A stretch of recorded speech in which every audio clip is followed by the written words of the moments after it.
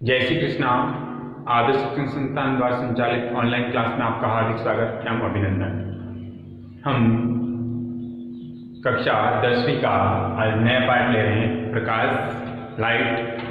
हमने अपने पूर्व की वीडियो में पाठ 11 पढ़ा था, कार्य ऊर्जा और शक्ति, और उसके अभ्यास प्रश्न। आज जो हम पढ़ रहे हैं पाठ है प्रकाश, जो कि लंबा पाठ है।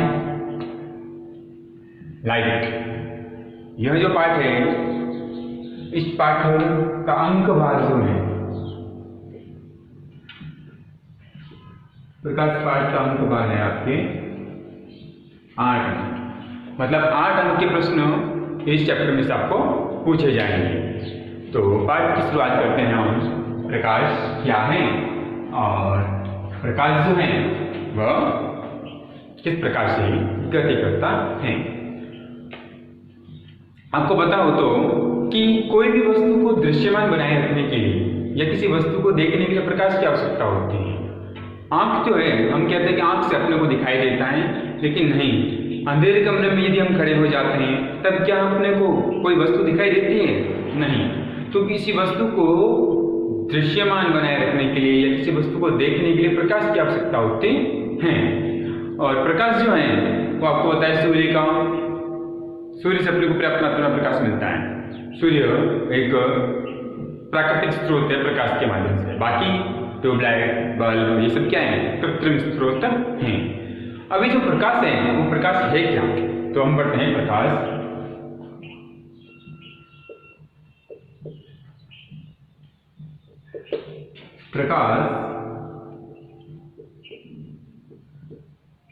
एक प्रकार की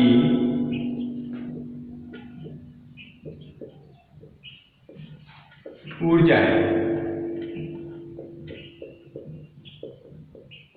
प्रकाश क्या है? एक प्रकार की ऊर्जा। और प्रकाश से किसी भी वस्तु को हम देख सकते हैं, दृश्यमान बना सकते हैं। अब प्रकाश जो है किस रूप में गति करता है? तो हम कहते हैं प्रकाश की किरण के रूप में गति करता है। तो प्रकाश की किरण प्रकाश स्रोत से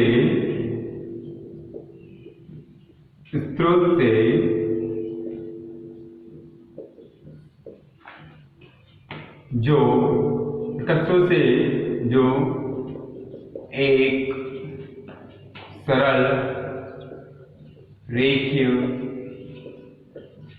पथ में जो प्रकाश गति करता है,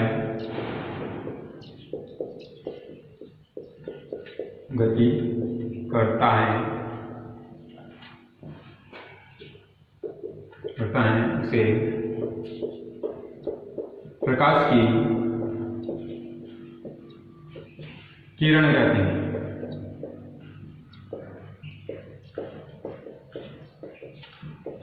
प्रकाश स्रोत से जो प्रकाश एक सरल रेखीय पथ में गति करता है, उसे हम क्या कहेंगे? प्रकाश की किरण। अब ये प्रकाश की घटनाएं, प्रकाश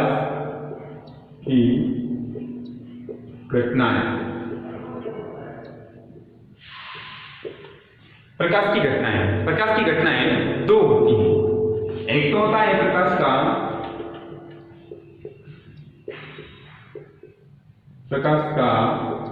परावर्तन, और दूसरा होता है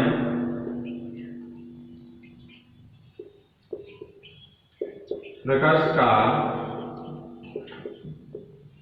अपवर्तन। प्रकाश की दो प्रकार की घटनाएं होती हैं।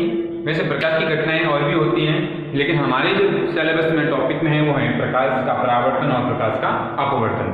इसमें एक प्रकाश की व्यतिकरण घटना होती है, प्रकाश का ध्रुवण, इस प्रकार की एक घटना होती है। लेकिन हमारे जो सिलेबस में है वो प्रकाश का परावर्तन और प्रकाश का अपवर्तन, दो प्रकार की घटनाएं हमारे कोर्स में है 10वीं के बोर्ड में। हम पहला पढ़ते हैं प्रकाश का परावर्तन। पहले ये पढ़ेंगे प्रकाश का परावर्तन, फिर हम पढ़ेंगे प्रकाश का अपवर्तन। पहले प्रकाश का परावर्तन करते हैं। प्रकाश का परावर्तन।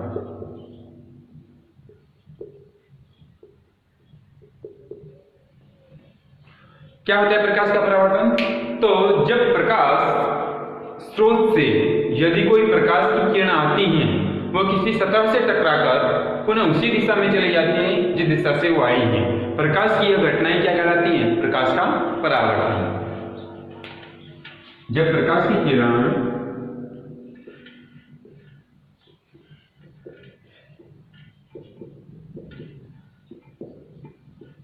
एक माध्यम से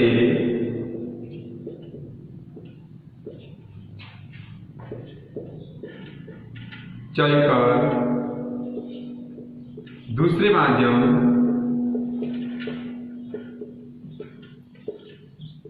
की सतह से टकराकर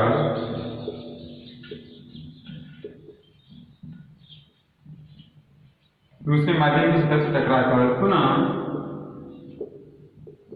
उसी माध्यम में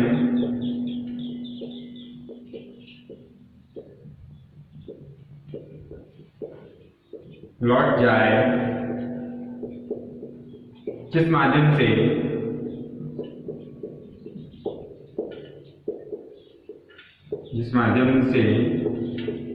वो आई है। प्रकाश की यह घटना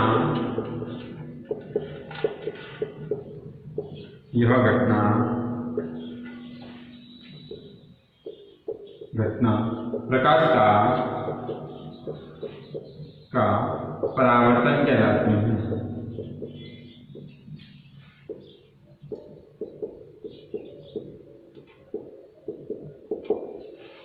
तो प्रकाश का परावर्तन, जब प्रकाश की किरण एक माध्यम से चलकर दूसरे माध्यम में उसकी सतह से टकराकर पुनः उसी माध्यम में अगर लौट जाती है तो प्रकाश की यह घटना ही क्या कहलाती है? प्रकाश का परावर्तन। तो प्रकाश एक प्रकार की ऊर्जा होती है और प्रकाश से होता है एक सरल रेखीय पथ में गति करता है, तो हम कहेंगे प्रकाश की किरण।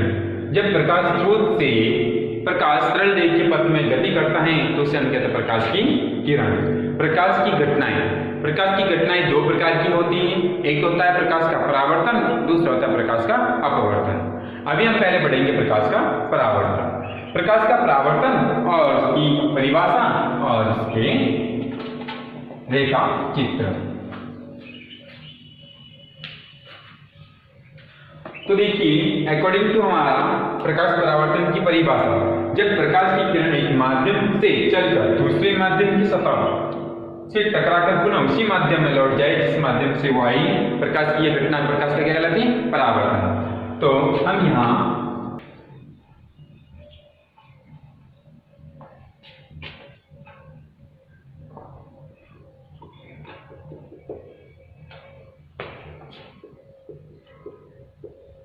सतह,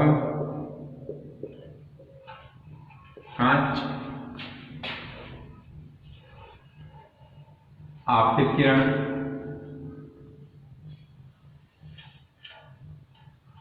परावर्तित किरण, आवेदन।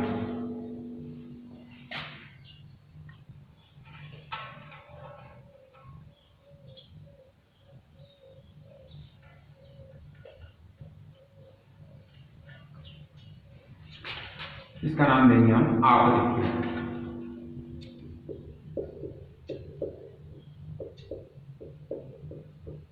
किरण, इसका देंगे परावर्तित किरण।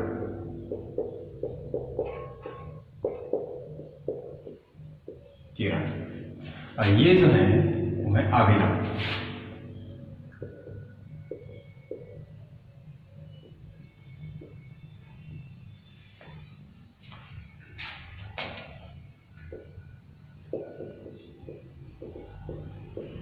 प्रकाश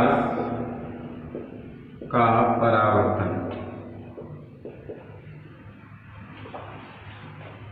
तो जब प्रकाश की किरण एक माध्यम से चलकर दूसरे माध्यम की सतह से टकराकर पुनः उसी माध्यम में लौट जाए तो प्रकाश की यह घटना क्या कहलाती है? प्रकाश का परावर्तन। तो देखिए, यहाँ माध्यम में वायु ठीक है, वायु जो माध्यम है वो एक माध्यम है, एक माध्यम से चलकर दूसरे माध्यम की सतह, दूसरा माध्यम यहाँ क्या है, कांच की सतह, कांच की सतह से जब टकराती है, टकरा करके पुनः उसी माध्यम में लौट जाती है जिस माध्यम से वो आई है, प्रकाश, ये घटना क्या कहलाएगी, प्रकाश का परावर्तन।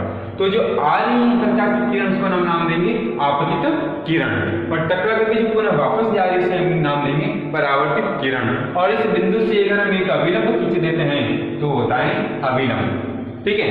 तो अभिलंब और सतह के बीच ये जो कोण बनेगा वो होगा 90 डिग्री का कोण। इसी प्रकार इधर भी अभिलंब और सतह के बीच जो कोण बनेगा होगा 90 डिग्री का कोण। आगे हम पढ़ेंगे प्रकाश परावर्तन के नियम।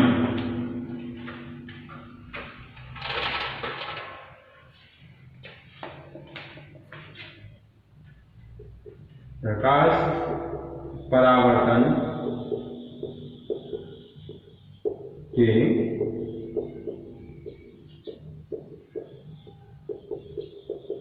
नियम। चित्र के माध्यम से हम प्रकाश परावर्तन के नियम को समझेंगे। पहला नियम, आपतित किरण परावर्तित किरण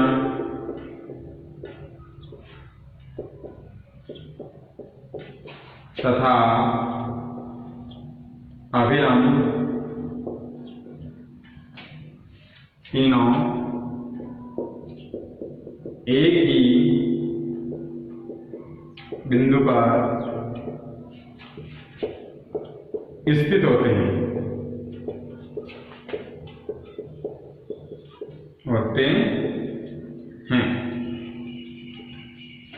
इसे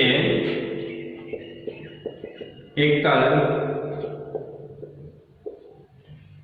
का नियम भी कहते हैं। तो देखिए ये हमारे पास चित्र है, उसमें हम देख रहे हैं आपतित किरण, परावर्तित किरण और अभिलंब तीनों कहाँ हैं, एक ही बिंदु पर स्थित हैं, एक ही बिंदु पर स्थित हैं। अर्थात आपतित किरण, परावर्तित किरण तथा अभिलंब तीनों जो है एक ही बिंदु पर स्थित होते हैं, इसलिए हम इसे क्या कहते हैं, एक तरह का नियम। नियम दूसरा, दो नियम होते हैं। दूसरा नियम क्या कह रहे हैं, आपतित किरण और अभिलंब के बीच बनने वाला कोण जो होता है वो कौन होता है, आई, जिसे हम कहते हैं आपतन कोण। क्या कहते हैं, आपतन कोण। आपतन कोण को हम कोण आई से प्रदर्शित करते हैं। ऐसे ही अभिलंब और परावर्तित किरण जो है उसके बीच बनने वाला कोण क्या होता है, आर, जिसे हम कहेंगे परावर्तन कोण। परावर्तन कोण, कोण आर, ठीक है। तो दूसरा नियम क्या है, आपतन कोण,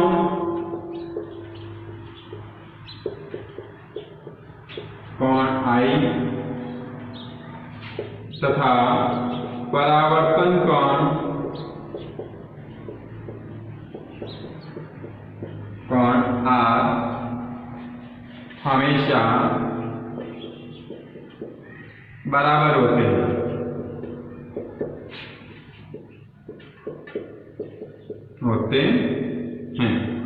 अर्थात आपतन कोण बराबर परावर्तन कोण। अब आपतन कोण को हम किससे, कोण आई से प्रदर्शित करते हैं और परावर्तन कोण को हम किससे, कोण आर से प्रदर्शित करते हैं। तो आपतन कोण और परावर्तन कोण आर इक्वल, अर्थात आपतन कोण और परावर्तन कोण हमेशा क्या होते हैं, बराबर होते हैं। यही परावर्तन के दो नियम हैं। इन दोनों नियमों को अपने को पढ़ना है और इसको आगे भी याद करना है। आगे है परावर्तन के प्रकार।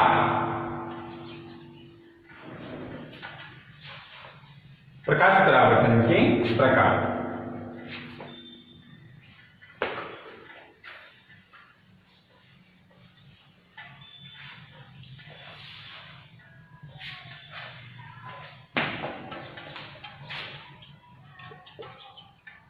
प्रकाश परावर्तन के प्रकार। प्रकाश परावर्तन जो होता है वो दो प्रकार का होता है। कितने प्रकार का? दो प्रकार का। एक नंबर लगा देना, नियमित परावर्तन।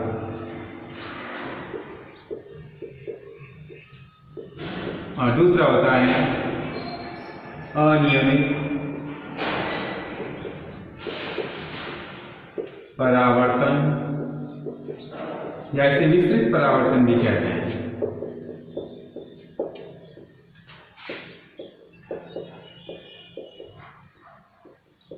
पहला नंबर 1, नियमित परावर्तन।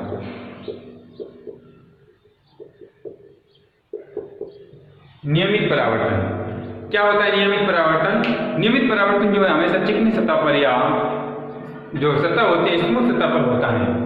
तो नियमित परावर्तन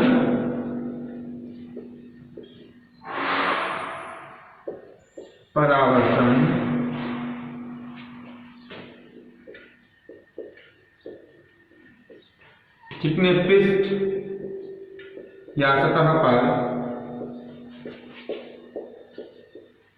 होता है।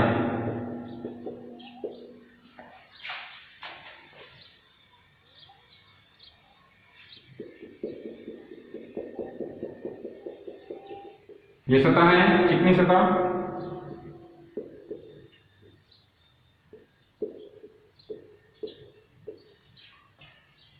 तो यहां से जब प्रकाश आता है तो उसका परावर्तन इस प्रकार से।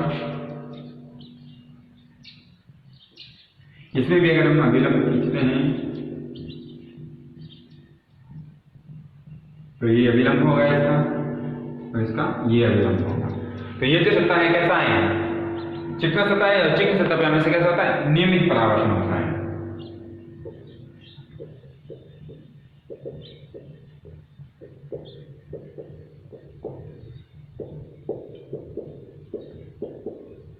नियमित परावर्तन। दूसरा है अनियमित या विस्तृत परावर्तन।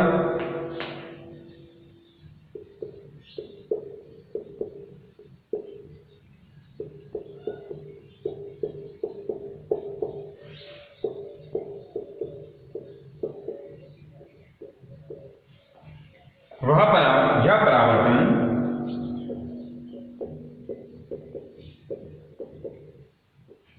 खुरदरे पृष्ठ या सतह पर होता है।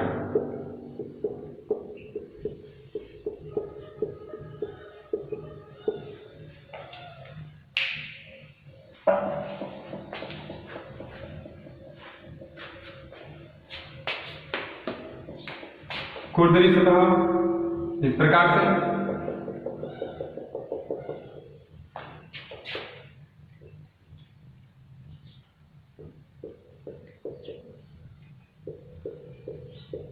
खुरदरी सतह या पृष्ठ बोलते हैं हम इसको। इसमें भी परावर्तन होगा, लेकिन सतह खुरदरी होने की वजह से इसमें किसी भी बिंदु पर परावर्तन जो होता है, नियम तो वो सभी फॉलो करता है। ये अभिलंब हो जाएगा इस बिंदु पर, तो एक ऐसा परावर्तन हो गया, ये परावर्तन हो गया अनियमित।